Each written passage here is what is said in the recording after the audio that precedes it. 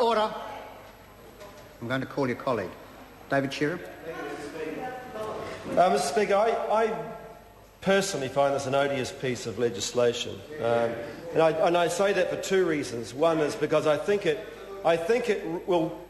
risks ripping the life, the soul, the vitality out of many of our tertiary institutions. And I'm not talking about the great big ones like Auckland University, which has enough funding in which to be able to continue by itself, but the smaller ones that depend so much on the student services that are provided by student unions.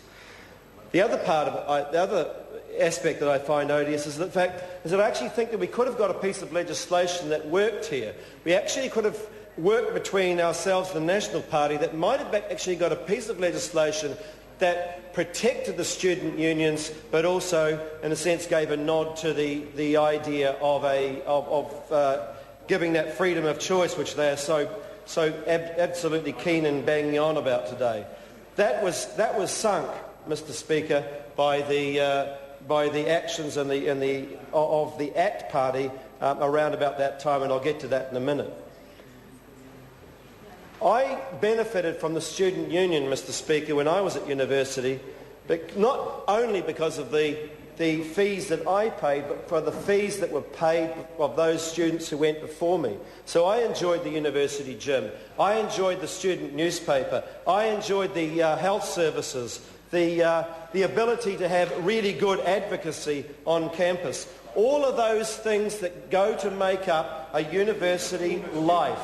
This is about the richness of university life. And it's ironic, I think, Mr Speaker, that some of those very people that were involved in student politics, Heki Parata, for example, who was involved in student politics, senior student politics, Stephen Joyce, who cut his teeth in student radio before going on making millions out of radio stations elsewhere. Those were actually begun. Those were begun in the student union. The argument that somehow this is not going to affect by making this student union and student associations voluntary is not going to affect student unions is absolutely false. And one only needs to look across at Australia's experience, and I want to read from their very good report that they put out, and they also appeared to us in the Select Committee as well. The idea that and I quote, the idea that voluntary membership legislation will lead to self-funded voluntary student associations that can maintain a comprehensive range of campus life, student support and representative functions has proved to be fallacious. Even the strongest organisations, such as the Western Australia Guilds, still require university funding and are drawing on historic reserves. The actual outcome of the passage of the voluntary student union legislation had the following three effects. One, the general collapse of campus life, support structures and representative functions. Two, the university takeover of major service providers and subsidised from university revenue. And three, university funding to maintain comprehensive student services and representative bodies through a service level contract. In other words, it took away the student ownership of these services and pushed it into the actual university itself. It didn't save any more money, because the university itself has to in fact subsidise the very services that students were providing themselves. And as Mr Mallard says, it does cost more because it doesn't have the benefit of all that voluntary student participation that happens in a student union. This is a major step backwards, and it has nothing, I repeat, nothing to do with freedom of choice. This huge issue of freedom of choice, Mr Speaker, is not supported by the evidence. And I want to just look at a couple of those issues. And I say the Law Society, for example, that appeared, it didn't make any definitive comment on the compulsory membership of student unions, it did recognise that there are grounds for the limitation of the right of freedom if it fits the purpose and the criteria that can be met. And the general impression from that was that this would fit that impression. But let's look at the whole idea of choice. This bill is not about choice for students. The reality is that the current law gives students the choice to have voluntary or universal membership through the referenda of students. 10% of students sign a petition and the referendum needs to take place. This bill, ironically, will take away that right. That students will no longer have the ability to actually vote whether they want a student union or not. It's going to be legislated for them. So it takes away their very freedom to actually decide on whether they want a student union or not. Proponents of the bill that students are being compelled against their will to belong to a students' association. This is some sort of analogy with a trade union or a professional organisation. I think that this logic is not correct. Students are not employees. They're not compelled to belong to a students' association to be allowed to take part in tertiary study. They're being compelled to contribute towards a necessary and relevant cost of that study that contributes to that study.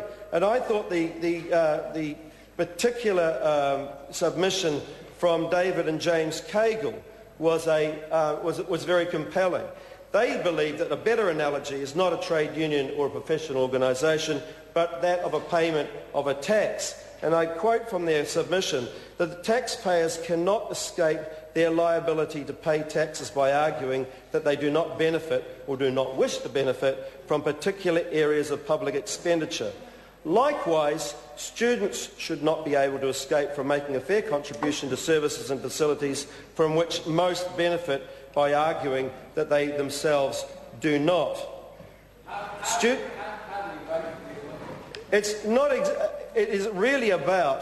What we're really talking about here is the students' ability to benefit because they all benefit from making a contribution.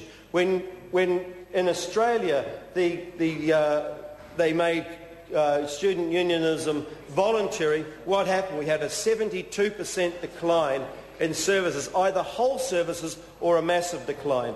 And revenue was returned. The return on revenue dropped to about 7% of what it was before. The same thing happened to Waikato University, Mr. Speaker. In 1996, Waikato University was made voluntary. The collapse of money that the Student University Association was able to collect went from 730,000 down to 3,400.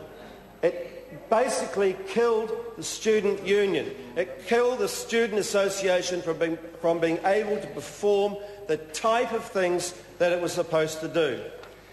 But I want to finish, Mr. Speaker, with a point that I began with that this is really about ideology. It's not really about a good outcome for students and for universities.